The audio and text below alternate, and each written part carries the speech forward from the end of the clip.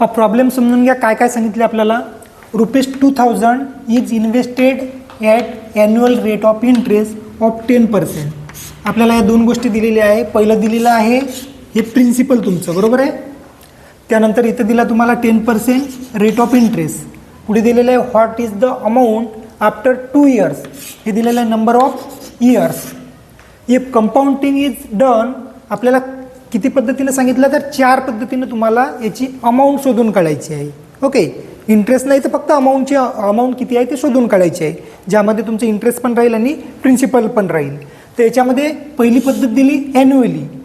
किती वर्षासाठी तर 2 वर्षासाठी तुमची अमाऊंट किती येईल ॲन्युअली हे शोधून काढायचं आहे. सेमी ॲन्युअली म्हणजे प्रत्येक 6 महिन्यामागे. आणि त्यानंतर क्वार्टरली प्रत्येकी 3 महिन्यामागे जर तुम्ही कंपाऊंड इंटरेस्ट जर काढत असाल तर. आणि त्यानंतर मंथली. ह्या 4 गोष्टी तुम्हाला शोधून काढायच्या आहे. तर एका पद्धतीनुसार आपण पाहू. तर पहिली पद्धती पाहू आपण ॲन्युअली, जे की आपण आतापर्यंत शिकलो त्याच पद्धतीने आपल्याला काढायचं आहे अमाऊंट.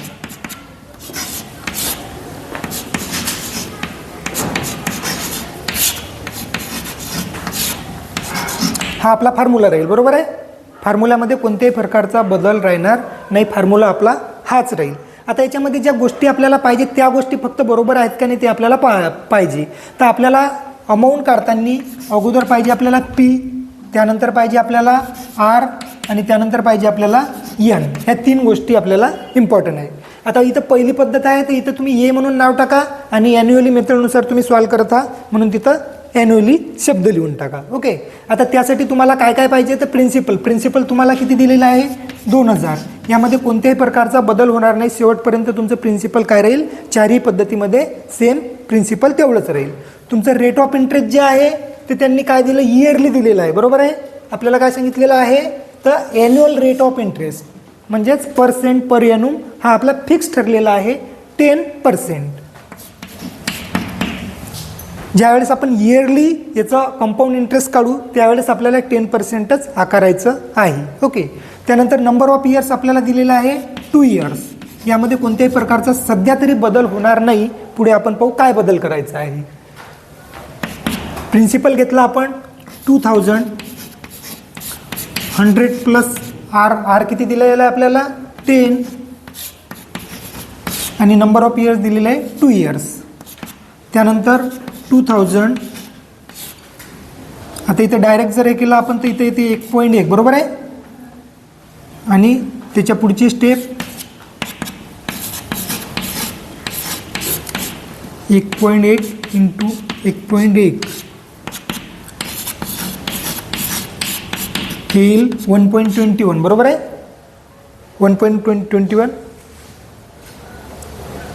दोन्हीचा गुणाकार किती येते मल्टिप्लाय केल्यावर.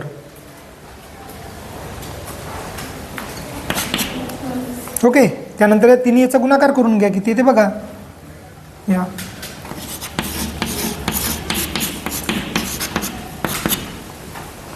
किती येते अमाऊंट 2420 बरोबर आहे. सर्वांची सेम आली. ओके, अमाऊंट पहिल्या इयरलीनुसार आपण ॲन्युअली जे पॅटर्न दिलेलं आहे त्यानुसार आपण याची अमाऊंट शोधून काढलेली आहे. ती आलेली आहे 2420. झाले इथपर्यंत.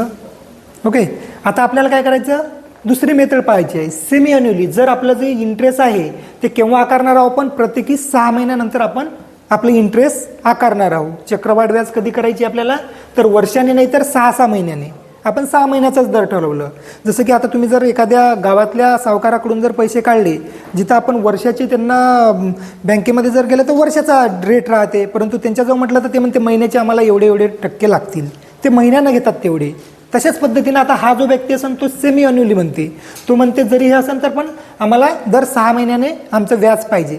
परंतु आता याच्यामध्ये काय रेट ऑफ इंटरेस्ट आपल्याला ऑलरेडी सांगितलेलं आहे की ॲन्युअल रेट ऑफ इंटरेस्ट 10%च आहे. म्हणजे एका वर्षासाठी 10%च राहील. म्हणजेच काय तर 5 म्हणजे 6 महिन्यासाठी किती राहील मग इथं 5% राहील. हे ध्यानात ठेवायचं आहे. आपल्याला इथं विभागून घ्यायचं आहे.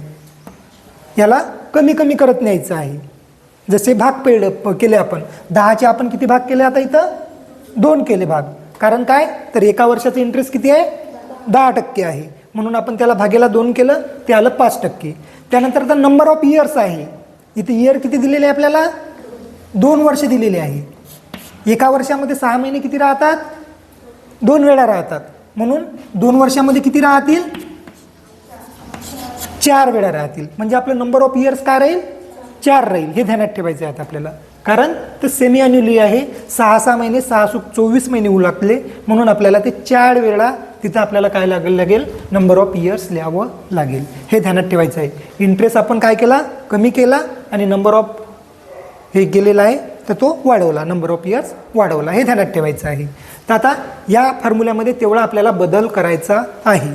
तर इथं आता काय करायचं आहे? इथं राहील 5 आणि इथं 2च्या जागी राहील 4.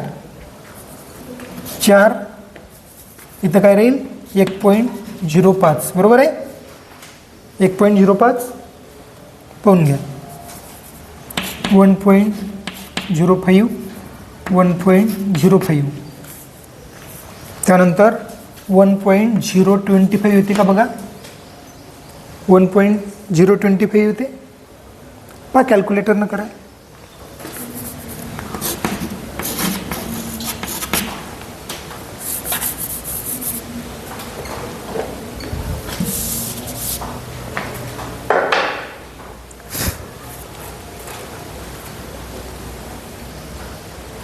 नाही, 4 वेळा करायचं आहे ना आपल्याला. 1 मिनिट.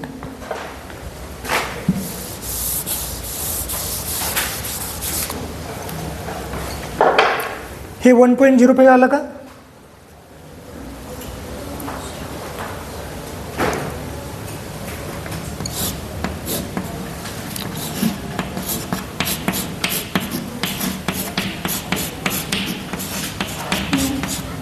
ओके, 1.05 आलं ना?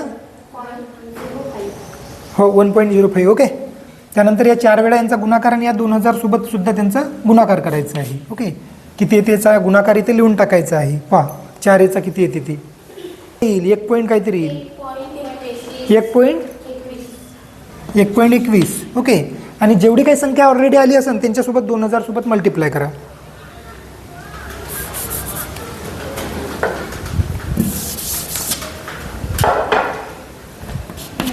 किती आलेलं आहे? 2420. जास्त आले असेल ना? 2431.01 याचं काही काम नाही. समजा 0 आल्यानंतर काही प्रॉब्लेम नाही. म्हणजे 2431 रुपये याचं उत्तर आलेलं आहे. पहिल्या वेळेस किती आलं होतं? 2420. बरोबर आहे. आता काय केलं तर थोडे अमाऊंट थोडी वाढली. बरोबर आहे. जरी रेट आणि सर्व गोष्टी सेम असलं तर फक्त काय केलं आपण? 6 माहीप्रमाणे इंटरेस्ट दिलं म्हणून त्यामध्ये थोडीशी वाढ झालेली आहे. इथपर्यंत कोणाला काही प्रॉब्लेम? फक्त ह्या गोष्टी क्लिअर करून घ्यायच्या आहे. झालं? आता तुम्हाला कोणत्या पद्धतीनं करायचं आहे? आता क्वार्टरली म्हणजेच किती महिने? 3 महिने. बरोबर आहे. दर 3 महिन्याने. आता दर 3 महिन्याने म्हटल्यानंतर आपला जो इंटरेस्ट आहे रेट एका वर्षासाठी किती आहे? 10%. बरोबर आहे. तर एका वर्षासाठी 10% आहे. त्याचे आपल्याला भाग किती पाडावा लागेल? 4 भाग पाडावे लागेल. बरोबर. म्हणजेच किती होईल? 2.5% होईल. 2.5% राहील. त्यानंतर एका वर्षामध्ये किती राहतात? 4 क्वार्टर. 2 वर्षामध्ये किती राहतील? 8 क्वार्टर. ओके. तर नंबर ऑफ इयर्स राहील आपलं 8. हे ध्यानात ठेवायचं आहे.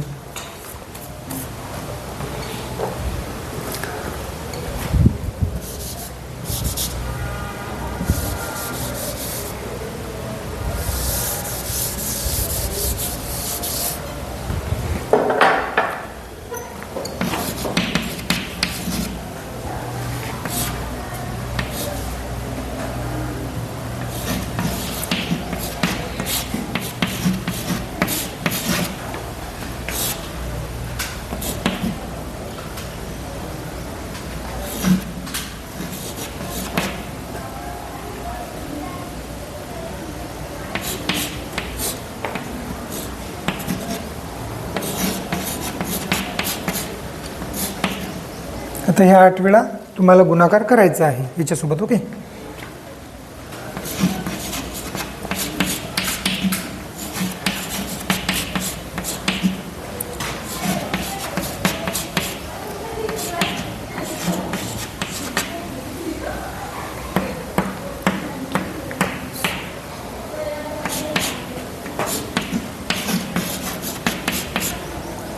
हे लिहिलं नाही तरी चालते. ओके, फक्त तेवढ्या वेळेत तुम्ही करता की नाही ते ध्यानात ठेवायचं आहे.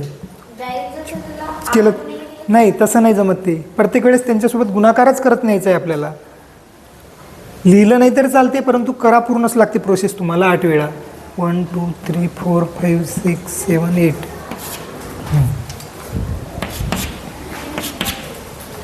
आपल्याला फक्त इथं 3 पॉईंट लिहिले तरी चालते, बाकीचे पण तुम्ही ॲटोमॅटिक 2000 सोबत गुणाकार करायचा.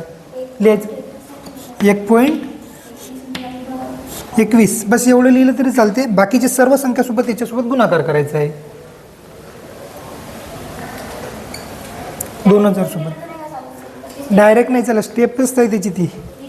हो लिहावंच. हे लिहिलं नाही चालते, पण आपल्याला करा पूर्णच लागते स्टेप ती. हो हो ही लिहायची ना की याच्यासोबत आपण गुणाकार केलेला आहे. ओके, आणि आता इथं डायरेक्ट किती येते ते म्हणून सांगून द्या फक्त मला.